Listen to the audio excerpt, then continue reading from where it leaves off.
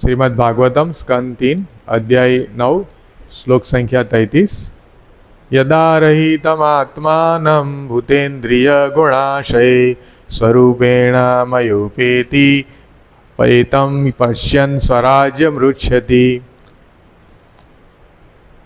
शब्दार्थ यदा જ્યારે રહિતમ થી રહિત આત્માનમ પોતે ભૂત ભૌતિક તત્વો ઇન્દ્રિય ભૌતિક ઇન્દ્રિયો ગુણ આશય પ્રાકૃત ગુણોના પ્રભાવ હેઠળ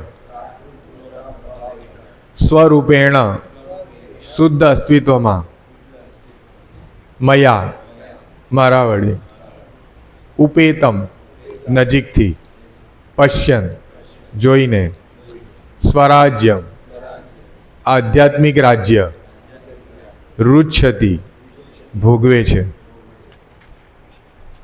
अनुवाद एवं भावार्थी डिवाइन गिरी ऋषि भक्ति वेदांत स्वामी शील प्रभुपाद जी के द्वारा। शील प्रभुपाद की अनुवाद। स्थूल अने सूक्ष्म देहना विचारथी ज्यारे तमे मुक्त थशो अने ज्यारे प्राकृत गुणोना बधा प्रभावथी तमारी इंद्रियो मुक्त थशे त्यारे तमने मारा संगमां तमारा शुद्ध स्वरूपनो साक्षात्कार थशे। ते वखते તમે શુદ્ધ ચેતનામાં અવસ્થિત થશો।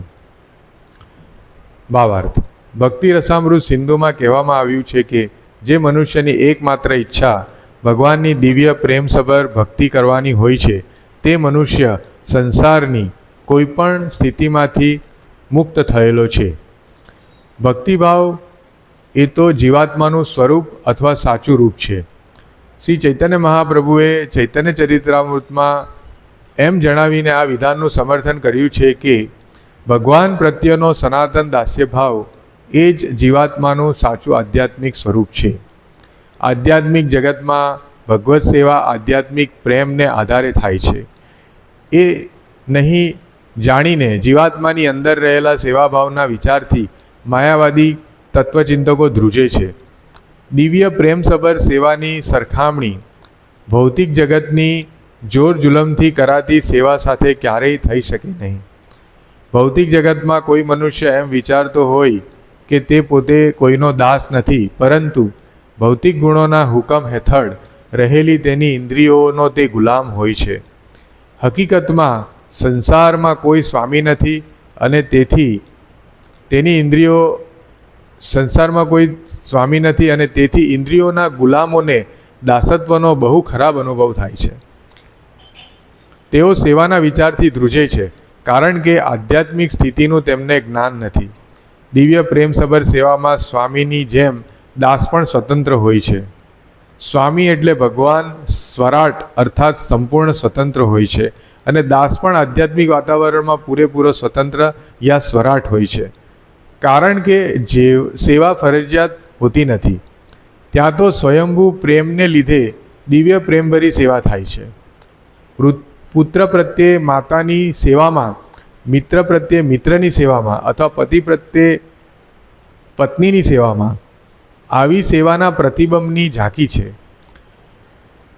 મિત્રો, માતા પિતા કે પત્ની દ્વારા થતી આ સેવા પરાણે થતી નથી, પરંતુ માત્ર પ્રેમથી જ થાય છે। પરંતુ આ ભૌતિક જગતમાં પ્રેમભરી સેવા એ તો માત્ર પ્રતિબિંબ છે। સાચી સેવા અથવા સ્વરૂપમાં થતી સેવા તો ભગવાનના સહવાસમાં આધ્યાત્મિક જગતમાં જ વિદ્યમાન હોય છે। એ દિવ્ય પ્રેમસભર સેવા ભક્ત બનવાથી અહીં પણ કરી શકાય છે। જ્ઞાન માર્ગને પણ આ શ્લોક લાગુ પડી શકે છે। પ્રબુદ્ધ જ્ઞાની જ્યારે બધા સાંસારિક સંસર્ગોથી એટલે કે પ્રાકૃત ગુણવાળી ઇન્દ્રિયો સહિત સૂક્ષ્મ તથા સ્થૂળ દેહથી મુક્ત થાય છે ત્યારે તે બ્રહ્મમાં સ્થિત થાય છે અને સંસારના બંધનમાંથી છૂટી જાય છે।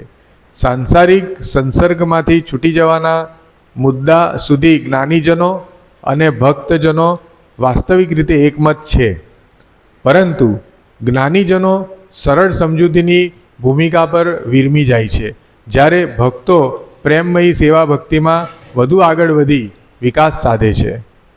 ભક્તો તેમના રાગાત્મક ભક્તિભાવમાં આધ્યાત્મિક વ્યક્તિત્વને વિકસાવે છે।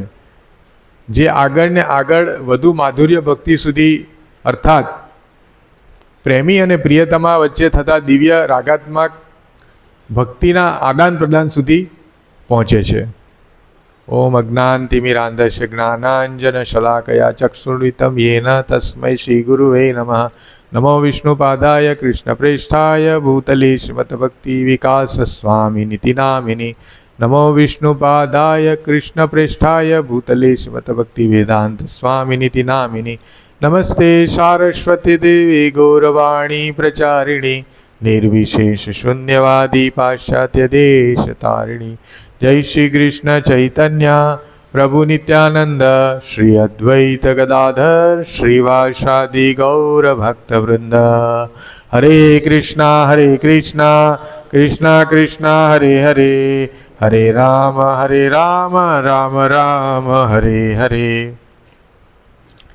તો આપણે જોઈ રહ્યા છે કે આ સંસારનું આખા બ્રહ્માંડનું સર્જન કરવાનું છે. બ્રહ્માજી થોડા વિચલિત થાય છે કે હું કેવી રીતે કરીશ બધું કાર્ય. ત્યારે ભગવાન એક પછી એક એમને શ્લોક સમજાવે છે કે તું જરા તમે આમાં જરા પણ વિચલિત નહીં થાઓ અને આ બધું કાર્ય મેં કરી દીધું છે. જેવી રીતે આના આગલા શ્લોકમાં આવે છે કે અગ્નિ લાકડામાં છે પણ દેખાતો નથી, એવી રીતે ભગવાન એમને સમજાવે છે કે આપણે ભલે હું બાહ્ય રીતે તમને એવું લાગે છે કે આ બધું બહુ અઘરું છે પણ મેં આ બધી વસ્તુ કરી નાખી છે, તો તમે આ બધા બ્રહ્મમાંથી મુક્ત થઈ જાઓ એવું બ્રહ્માજીને કહે છે કે જે વિશ્વ દર્શનની અવસ્થામાં જ તમે સર્વ પ્રકારના બ્રહ્માથી મુક્ત બનશો. બ્રહ્મ અવસ્થામાંથી મુક્ત થવા માટે એટલે આપણે ચિંતાનું કારણ શું છે કે આપણે બ્રહ્મા છીએ, એ આપણી ચિંતાનું કારણ છે. અને આપણે આપણી જે સ્વરૂપાવસ્થા છે એને વ્યવસ્થિત રીતે જોઈ નથી શકતા આ ભૌતિક આવરણને કારણે કે આપણે આત્મા છીએ, સચ્ચિદાનંદ સ્વરૂપ છે, ભગવાનની જેમ સ્વરાટ છીએ. આપણે પણ સ્વરાટ છીએ, પણ સ્વરાટ એટલે કે સ્વતંત્રતા. પરંતુ આપણી સ્વતંત્રતા જે છે એ ભગવાનની સ્વતંત્ર કરતાં લિમિટેડ છે. પણ આપણો અને ગુણાત્મક રીતે આપણે પણ સ્વતંત્ર જ છીએ, પણ એ જે એની જે માત્રા છે એ બહુ ઓછી છે. એટલે ભગવાન આ શ્લોકમાં બ્રહ્માજીને સમજાવે છે કે આ બધું તમને જે ચિંતા થઈ ગઈ છે, ભ્રમ થઈ ગયો છે, એટલે એકચ્યુઅલી બ્રહ્માજીના માધ્યમથી આપણને સમજાવે છે કે આપણે જ્યારે કોઈ સેવા કરતા હોઈએ, આપણે ભૌતિક જગતમાં આપણે આવી ગયા છે તો આપણે કેવી રીતે ઉન્નત થઈ શકીએ, એના માટે બ્રહ્માજીના માધ્યમથી આપણને ભગવાન સમજાવે છે. કારણ કે આપણે પણ જે ભક્તિનું કાર્ય છે એ બહુ મહાન કાર્ય છે. એમાં આપણને વિચલિત થઈ શકાય, ક્યારેક અડચણો આવી શકે, અંદર પ્રોબ્લેમ આવી શકે બહુ, કારણ કે ભૌતિક જગતથી આપણે વિરુદ્ધ દિશામાં જવાનું છે. ભૌતિક જગત આખું વિશ્વ જે છે એ ઇન્દ્રિય તૃપ્તિ પાછળ પડેલું છે. એમને સમજાવવામાં, એમ પ્રચાર કાર્યમાં ઘણા બધા પ્રોબ્લેમ આવી શકે છે. તો અહીં કેવી રીતે, જેવી રીતે બ્રહ્માજીને એમના સર્જન કાર્યમાં એમને થોડી વિચલિતતા એમને આવી કે આ કેવી રીતે કરીશ, આટલા બધા યોનિઓનું અને બનાવવાનું, બધા લોકોમાં સ્થિર કરવાના, જુદી જુદી યોનિઓને આટલા બધા લોકો બનાવવાના. તો એ જેવી રીતે બ્રહ્માજીને એમની સેવા હતી, તો એમાં એમને પ્રોબ્લેમ આવ્યા, એમને વિચાર આવ્યો કે આ કેવી રીતે કરીશ. એવી રીતે ભક્તિમાં પણ પોસિબલ છે કે આપણે એવું લાગે કે આટલી મારી સીમિત શક્તિ છે, એનાથી હું આ કેવી રીતે કાર્ય કરીશ. તો અહીં ભગવાન કહે છે કે જ્યારે યદા રહિત આત્માનમ ભૂતેન્દ્રિય ગુણાશય. ભૂતેન્દ્રિય એટલે ભૂત એટલે ભૌતિક તત્વો, આ બધા પંચમહાભૂત છે ને, અને ભૂત એટલે ભૌતિક તત્વો, અને ઇન્દ્રિયો એટલે એ પાંચ મહાભૂત અને ઇન્દ્રિયો જ્યારે આપણે આ ગુણના પ્રભાવ હેઠળ હોય છે. ભૂતેન્દ્રિય ગુણાશય, આશય એટલે આશરો, આ પાંચ ઇન્દ્રિય અને એના વિષયો અને પંચમહાભૂતનું શરીર, એ જ આપણે એના આશ્રયે જો આપણે રહીએ તો આપણે હંમેશા વિચલિત રહીએ. હે ને? તો ભગવાન કહે છે કે યદા રહિત આત્માના ભૂતેન્દ્રિય ગુણાશય. જ્યારે, યદા એટલે જ્યારે, રહિત આત્માના, જ્યારે આપણે આપણા આત્માને આ પંચમહાભૂત અને ઇન્દ્રિયોથી એના આશયથી આપણે વિમુખ કરીશું, હે ને, રહિત એટલે વિમુખ કરીશું, ત્યારે શું થશે? સ્વરૂપેણ મયોપેતમ, પશ્યન સ્વરાજ્ય મૃચ્છતે સ્વરૂપેણ મયો. ત્યારે સ્વરૂપ અવસ્થા એટલે શુદ્ધ સત્વ, આપણી જે સચ્ચિદાનંદ સ્વરૂપ શુદ્ધ સત્વ જે ભગવાન જીવે જે સ્વરૂપ હે કૃષ્ણ નિત્યદાસ. એ કૃષ્ણના નિત્યદાસ જે છે એ આપણી સ્વરૂપ અવસ્થા છે, આપણું મૂળ ગુણધર્મ છે. જેવી રીતે આપણે જોઈએ છે કે માછલીનો ગુણ છે કે પાણીમાં રહેવું, પછી એને પાણીમાંથી બહાર કાઢીને આપણે એને સૌથી બેસ્ટ આપણે ખાવાનું આપશું તો પણ એ વિચલિત રહેશે, કારણ કે પાણી જોઈએ, એને પાણીમાં રહેવું જોઈએ. એટલે એવી રીતે જ્યારે આપણે સ્વરૂપ અવસ્થાની વિરુદ્ધ, એટલે એમના ગુણધર્મ છે આપણો કે ભગવાનની સેવા કરવી, એ ગુણથી આપણે વિરુદ્ધ થઈને કંઈ બીજું કરીશું તો આપણને શાંતિ નહીં મળશે. એટલે સ્વરૂપેણ મયોપેતમ પશ્યન સ્વરાજ્ય મૃચ્છતિ. એટલે જ્યારે આપણે સ્વરૂપેણ એટલે શુદ્ધ અવસ્થામાં જ્યારે તમે સ્થિત થશો, બ્રહ્માજીને કહે છે કેવી રીતે? મારા વડે, મયોપેતમ મારા વડે. ત્યારે શું થશે? તમે આ જે સ્વરાજ્યમ રુચ્છતિ, તમે આ આધ્યાત્મિક રાજ્ય ભોગવશો. એવું કહે છે બ્રહ્માજીને કે તમે એટલે આધ્યાત્મિક રાજ્ય ભોગવશો. એટલે એનો અર્થ એ થાય છે કે આપણે બધી આપણે જે બધા સંશયો છે, પછી આપણને જે બધી અડચણો છે, અથવા તો આપણને જે વિચલિત કરનારા તત્વો છે, એ બધું શાંત થઈ જશે. એ બધું તમે આ જેવી રીતે આપણે કહેવાય ને કે એકદમ આધ્યાત્મિક સ્વરાજ્યનો અર્થ અહીં થાય છે કે આપણે અત્યારે કહેવાય ને કે ગુલામ છીએ. એનાથી વિરુદ્ધ વસ્તુ છે કે સ્વરાજ્ય. આપણે કે અંગ્રેજો આપણે આવેલા આપણા પર આપણે ગુલામ હતા એ વખતે આપણને કહેવાય ને કે આપણને એવું લાગતું હતું કે આ બધું અડચણરૂપ છે, બરાબર. તો જ્યારે આપણે સ્વરાજ મળ્યું ત્યારે આપણે લાગ્યું કે હવે સ્વતંત્ર થઈ ગયા, હવે આપણી રીતે બધું કરી શકીશું, મુક્તિ જેવું આપણને લાગ્યું. એવી રીતે એ તો બહુ સામાન્ય બાબત છે, પરંતુ ભગવાન બતાવે છે કે અહીં આપણે જ્યારે ભૌતિક ઇન્દ્રિયોના કલ્મશથી મુક્ત થઈશું ને ત્યારે આપણને ખરી રીતે સ્વરાજ્ય મળશે, આધ્યાત્મિક સ્વરાજ્ય. તો આપણે જોઈએ છીએ આમાં ભક્તિ રસામૃત સિંધુમાં એવું કહેવામાં આવ્યું છે કે મનુષ્યની એકમાત્ર ઈચ્છા ભગવાનના દિવ્ય પ્રેમસભર ભક્તિ કરવાની હોય છે. પરંતુ આપણે શું કરીએ છીએ? એની જગ્યાએ જુદી જુદી બધાની સેવા કરીએ, કારણ કે આપણો ગુણ તો સેવાનો છે જ. હવે આપણે જોઈએ છે કે મોટામાં મોટો પ્રધાનમંત્રી પણ હોય તો પણ એ સેવા જ કરે દેશની, બરાબર. એટલે અથવા તો કોઈ મોટો ઇન્ડસ્ટ્રીયલિસ્ટ હોય તો એ પણ એની જે નીચે બધા મેનેજર હોય એને સેલેરી કરવાનો હોય, એની એક ટાઈપની એ સેવા જ કરે છે. એટલે કહેવાનો મતલબ એ છે કે આ સંસારમાં કોઈ પણ વ્યક્તિ સ્વામી નહીં બની શકે, અને જો એ સ્વામીની રીતે રહેતો હોય તો એનો ભ્રમ છે અને એના લીધે એ વિચલિત રહે છે. અને એટલે આપણી જે સ્વરૂપ અવસ્થા તો એ જ છે કે આ ચૈતન્ય મહાપ્રભુએ જે રીતે ચૈતન્ય ચરિત્રામૃતમાં જણાવ્યું છે કે આપણે ભગવાન પ્રત્યેનો દાસ્ય ભાવ જ આપણો એ આધ્યાત્મિક સ્વરૂપ છે. એટલે આપણે આ ભૌતિક જગતમાં પણ આપણે પોતાનું આધ્યાત્મિક સ્વરૂપ જો આપણે સ્થાપવું હોય તો આપણે ભગવાનની સેવા કરવી જોઈએ, અને સેવાના માધ્યમથી આપણે અને દાસ્ય ભાવમાં સેવા કરવી જોઈએ. ચૈતન્ય મહાપ્રભુ જે છે એ ખાસ કરીને દાસ્ય ભાવ, ભગવાન સાથે પ્રેમમયી સેવાનું આદાન પ્રદાન, એના પર ભાર મૂક્યો છે. અહીં જણાવ્યું છે કે ભક્તિ આધ્યાત્મિક જગતમાં ભગવત સેવા આધ્યાત્મિક પ્રેમને આધારે થાય છે, નહીં કે કોઈ જાતના પ્રેશરથી. હવે સમજો આપણે ભૌતિક જગતમાં કેવું હોય છે કે આપણે કોઈ લાભને લીધે સેવા કરતા હોઈએ. દાખલા તરીકે કોઈ જગ્યાએ કોઈ એમ્પ્લોય કે નોકર હોય તો એને દિવસના અંતે કે મહિનાના અંતે પૈસાના કારણે એ સેવા કરતો હોય, એને કોઈ લાભની ઈચ્છા હોય. જ્યારે આધ્યાત્મિક જગતમાં એટલે આ જે આપણી સેવા છે એ વિકૃત પ્રતિબિંબ છે આધ્યાત્મિક જગતનું. જ્યારે આધ્યાત્મિક જગતમાં જે સેવા છે એ માત્ર ને માત્ર પ્રેમથી થાય છે. પ્રભુપાદજી અહીંયા 3 ઉદાહરણ આપે છે કે જે દિવ્ય મિત્ર, પુત્ર અને માતા, 2 મિત્રો અને પતિ પત્ની, આ 3 સંબંધોનું ઉદાહરણ આપે છે કે આપણે ભૌતિક જગતમાં 3 સંબંધો જોઈએ છે કે જેમાં આદાન પ્રદાન હોય છે, કે જે માતા અને પુત્ર એ નિસ્વાર્થ પ્રેમથી માતા પુત્રને એની સેવા કરે છે. એવી રીતે મિત્ર વચ્ચે પણ જનરલી આપણે જોઈએ છીએ કે એ ટાઈપનું આપણે આદાન પ્રદાન જોવા મળે છે 2 મિત્રો વચ્ચે અને પતિ પત્ની વચ્ચે.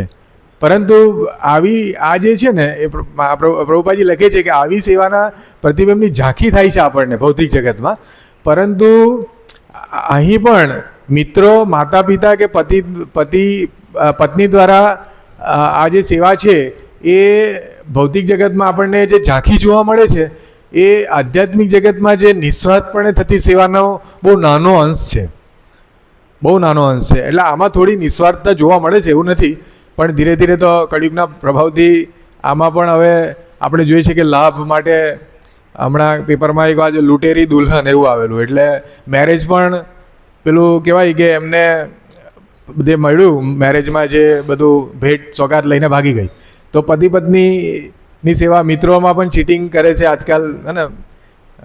એટલે અને ઘણીવાર આપણે જોઈએ છીએ કે આમાં લખ્યું છે કે પુત્ર અને માતા વચ્ચેનો પ્રેમ પણ આપણે જોઈએ છીએ. ઘણીવાર માતા પણ નાના પેલા નવજાત શિશુને મૂકી આવે છે, પેપરમાં ઘણા વખત આવે છે આવું. તો હવે કહેવાનો મતલબ કે આ જે છે એક નાની ઝાંખી હતી જે કળિયુગના પ્રભાવથી એ પણ હવે જોવા નથી મળતી, પરંતુ પ્રભુપાજી લખે છે કે આમાં પ્રેમમાં થોડું આપણે જોવા મળે છે કે જેમાં કંઈ આદાન પ્રદાન છે, નિસ્વાર્થ આદાન પ્રદાન. પરંતુ ભૌતિક જગતમાં કોઈ પણ સેવા જે બીજી દેખાય છે આપણને એમાં કોઈને કોઈ લાભ માટે કરતા હોય છે લોકો, જે આધ્યાત્મિક જગતમાં એવું નથી. આધ્યાત્મિક જગતમાં માત્ર ને માત્ર નિસ્વાર્થ ભાવથી સેવાનું આદાન પ્રદાન થાય છે. એટલે એમાં ઘણો આનંદ આવે છે. જ્યારે પણ આપણે કોઈ સેવા પ્રેમથી કરે ભગવાનની, તો આપણને એમાં ભગવાનની એ સેવા માત્રથી આપણને આનંદ આવે છે. એનું કારણ એ છે કે આપણે આપણા મૂળ ગુણધર્મને અનુસરીએ છીએ. જ્યારે આપણે દાસત્વમાં ભગવાનની સેવા કરીએ છીએ, જેવી રીતે મેં માછલીનું ઉદાહરણ આપ્યું કે એને પાણીમાં જ ગમે, એવી રીતે આપણે જ્યારે દાસત્વ ભાવમાં ભગવાનની સેવા કરશું, ધીરે ધીરે આપણે આ ભૌતિક કલ્મશથી, એટલે સ્થૂળ અને સૂક્ષ્મ દેહના વિચારથી આપણે મુક્ત થઈ જઈશું. કે ભાઈ આ પંચ મહાભૂતનો આપણું શરીર છે, તો આપણે શારીરિક ભાવથી આપણે મુક્ત થઈશું, આપણે ઇન્દ્રિયોના વિષયથી મુક્ત થઈશું. એટલે ગઈકાલે જે રાધેશ પ્રભુએ સમજાયું કે રજોગુણી સુખ છે એ શરૂઆતમાં આપણને ખૂબ જ આનંદ આપે અને પછી અંતે આપણને વિષ જેવું લાગે. તો આપણે જ્યારે આ બધા શ્લોકના માધ્યમથી સમજીશું કે આપણે શું કરવું જોઈએ અને આપણા જીવનનું ધ્યેય શું છે, તો આપણને ખરેખર સ્વરાજ્યનો અનુભવ થશે. અને પ્રભુપાજી લખે છે કે જ્યારે અહીં પણ ભૌતિક જગતમાં રહીને આપણને અનુભવ થઈ શકે છે મુક્તિનો, કે આપણે કહે છે ઘણા લોકો કે મુક્તિ એટલે આપણે મૃત્યુ પછી મળે, પરંતુ ખરેખર પ્રભુપાજી લખે છે કે જો ભક્ત પ્રેમમયી સેવા કરે ભગવાનની અને શુદ્ધ ભાવમાં સ્વરૂપ અવસ્થા એટલે એની શુદ્ધ સત્વમાં એની સેવા જો હોય, તો એને ખરેખર મુક્તિનો અનુભવ થશે, મુક્તિનો ખરેખર અનુભવ થશે. કારણ કે એના વિષયોના જે રજ્જુ છે, એની જે દોરી છે કે જેનાથી એ ખેંચાયા કરે છે, એ બધી કપાઈ જશે અને એને મુક્તિનો અનુભવ થશે. અહીં પ્રભુપાજી સમજાવે છે કે જ્ઞાન માર્ગને પણ આ શ્લોક લાગુ પડી શકે છે. પ્રબુદ્ધ જ્ઞાની જ્યારે બધા સંસારિક સંસર્ગોથી એટલે કે પ્રાકૃત ગુણવાળી ઇન્દ્રિયો સહિત સૂક્ષ્મ અથવા સ્થૂળ દેહથી મુક્ત થાય છે, ત્યારે તે બ્રહ્મમાં સ્થિત થઈ જાય. જ્ઞાનીઓનું મૂળ કાર્ય શું હોય છે કે એ લોકો જ્ઞાનથી સમજે છે, તત્વજ્ઞાનથી સમજે છે. એ લોકો ભક્તિભાવમાં એટલા નથી માનતા અને બ્રહ્મમાં, જે નિરાકાર બ્રહ્મમાં સ્થિત થવાનું એમનું ધ્યેય હોય છે. અને સંસારના બંધનમાંથી એ છૂટી જાય છે. સાંસારિક સંસર્ગમાંથી છૂટી જવાના મુદ્દા સુધી જ્ઞાનીજનો અને ભક્તજનો વાસ્તવિક રીતે એકમત છે. એટલે બંને જણા, જ્ઞાની અને ભક્ત, બંનેને સાંસારિક બંધનમાંથી છૂટવાની પ્રોસેસ છે. એક છે ભક્તિ માર્ગ અને એક છે જ્ઞાન માર્ગ. બંને એ ત્યાં સુધી સમાન છે, પરંતુ ફરક ક્યાં છે કે જ્ઞાનીજનો સરળ સમજૂતીની ભૂમિકા પર વિરમી જાય છે, જ્યારે ભક્તો પ્રેમમયી સેવા ભક્તિમાં વધુ આગળ વધે છે. એટલે ફરક ક્યાં છે કે બંને સંસારિક જે કલ્મશ છે એનાથી એક જ્ઞાનથી મુક્ત થાય છે, એક ભક્તિથી મુક્ત થાય છે. પરંતુ જ્ઞાનીઓ ત્યાં જ અટકી જાય છે કે ભાઈ આ મુક્તિ મળી, ઇન્દ્રિયોથી આપણે ઇન્દ્રિય નિગ્રહ કર્યો જ્ઞાનના માધ્યમથી, બસ. પણ પછી શું કરવાનું કે ભાઈ ઇન્દ્રિયોથી આપણે મુક્ત થયા, પણ હવે શું કરવાનું એ લોકોને ખ્યાલ નથી. તો ભક્તિ માર્ગમાં આનાથી આગળ વધે છે કે ભાઈ હવે ઇન્દ્રિયોથી આપણે કોઈ પણ રીતે આપણે આ પંચ મહાભૂતના દેહ શારીરિક ભાવથી અને પાંચ ઇન્દ્રિયોના વિષયોથી આપણે મુક્ત થયા, તો આપણે શું કરવું જોઈએ કે ભક્ત શું વિચારે છે કે જ્યારે ભક્તો પ્રેમમય સેવા ભક્તિમાં વધુ ને વધુ આગળ વધે છે, એટલે કહેવાય ને સાધ્ય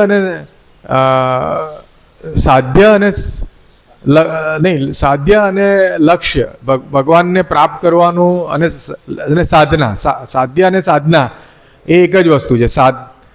આપણે ભક્તિ કરીશું એટલે આપણી સાધના થશે, એનાથી સાધ્ય એટલે આપણે ભગવાનનો પ્રેમ મળશે. તો જ્યારે જ્ઞાનીઓ શું કરે છે, ખાલી સાધના જ કરે છે, પછી આગળ એનો ઉપયોગ શું કરવાનો એને ખ્યાલ નથી, એટલે બ્રહ્મજ્યોતિ સુધી એ સ્થિત થઈ જાય છે.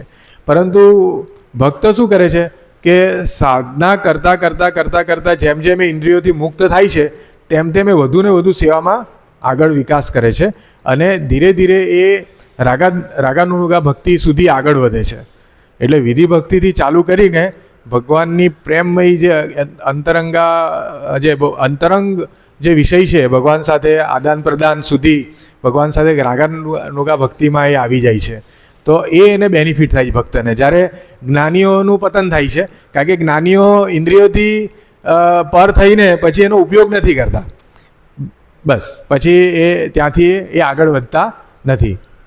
તો ભક્તો તેમના રાગાનુગા ભક્તિભાવમાં આધ્યાત્મિક વ્યક્તિત્વને વિકસાવે છે અને જે આગળ વધુ માધુર્ય ભક્તિ સુધી અથવા પ્રેમમય અને પ્રિયતમા વચ્ચે થતા દિવ્ય રાગાત્મક ભક્તિના આદાન પ્રદાન સુધી, એટલે ગોપીભાવ જે કહેવાય કે દિવ્ય માધુર્ય ભક્તિ સુધી એ પહોંચી શકે છે. જેમાં એ એક કહેવાય ને એ આપણે કે રોજ આપણે 10 અપરાધ વાંચીએ છીએ, તેમાં આપણે જોઈએ છીએ કે 10મા અપરાધમાં લખ્યું છે કે આપણું અંતિમ ધ્યેય છે કે ભગવાનનો પ્રેમ પ્રાપ્ત કરવો. જીવનનું અંતિમ લક્ષ્ય એ મળી શકે છે ભક્તિ દ્વારા, જ્ઞાન માર્ગથી નથી મળતું. એવી રીતે આમાં આપણે સમજાયું છે કે કેટલા બેનિફિટ્સ છે.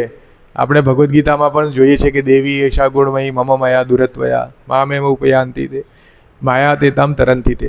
ભગવાન કહે છે કે આ સેમ જ વસ્તુ છે કે જે વ્યક્તિઓ મારી ભક્તિ કરશે એ આપોઆપ ઇન્દ્રિય એ જે 3 ગુણોની માયા છે એનાથી એને લાંઘી લેશે, એનાથી મુક્ત થશે.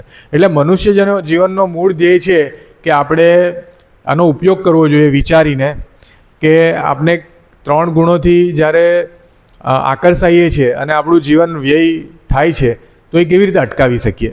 તો ભક્તિ એનો બહુ સુંદર ઉપાય છે, જેમાં આપણને જ્ઞાન માર્ગ અને યોગ માર્ગ જેટલું કઠિનતા પણ નથી, સરળ છે. ભગવાનના નામ રૂપ લીલા ગુણનું સ્મરણ રાખવું, આપણે શાસ્ત્ર જે વ્યાસદેવ રચિત શાસ્ત્રોનું ભાગવતમ અને ભગવદ્ ગીતા, ચૈતન્ય મહાપ્રભુ ના સંસર્ગ ભક્તિ માર્ગને અનુસરવું જોઈએ. ચૈતન્ય મહાપ્રભુ પહેલાં આપણે જોઈએ છે કે જે ભક્તિ માર્ગની ઉત્કંઠા જે છે સંકીર્તન યજ્ઞ, એમને બહુ સુંદર રીતે સમજાવ્યું કે કેટલું સરળ છે. માત્ર કીર્તનાદિ કૃષ્ણસ્ય મુક્ત સંગ પરમ લભે. આપણે માત્ર કીર્તનથી આપણે કળિયુગમાં બહુ જે લાભ બીજા યુગમાં કરોડો જન્મ આપણે ધ્યાન કરવાથી પણ નથી થતો, એ લાભ આપણને એક ક્ષણ શુદ્ધ નામ લેવાથી થઈ જાય છે. તો બહુ કહેવાય ને ડિસ્કાઉન્ટ છે કળિયુગમાં, અને ભક્તિ માર્ગથી કળિયુગમાં આપણે તરી જઈશું અને ભગવાનના ધામ સુધી જઈશું. તો એવી રીતે અહીં બ્રહ્માજીની ચિંતાને દૂર કરવા માટે ભગવાન શ્લોક કહે છે આ બ્રહ્માજીને કે આપણે જ્યારે કોઈ પણ વ્યક્તિ દેહના વિચારથી અને ભૌતિક ઇન્દ્રિયોથી પરે થઈ જઈએ છીએ અને ત્યારે તમને સંપૂર્ણ સાક્ષાત્કાર થાય છે શુદ્ધ સ્વરૂપનો, અને સ્વરાજ્યનો અનુભવ થાય છે, શુદ્ધ ચેતનાનો અનુભવ થાય છે. હરે કૃષ્ણ. શ્રીમદ ભાગવતમ કી જય. શ્રી રાધા શ્યામ સુંદર ભગવાન કી જય. જગદગુરુ શ્રીલ પ્રભુપાદ કી જય. વાંછા કલ્પતરુભ્ય કૃપા સિંધુભ્યૈવ ચ પતિતાનાં પાવનેભ્યો વૈષ્ણવેભ્યો નમો નમઃ.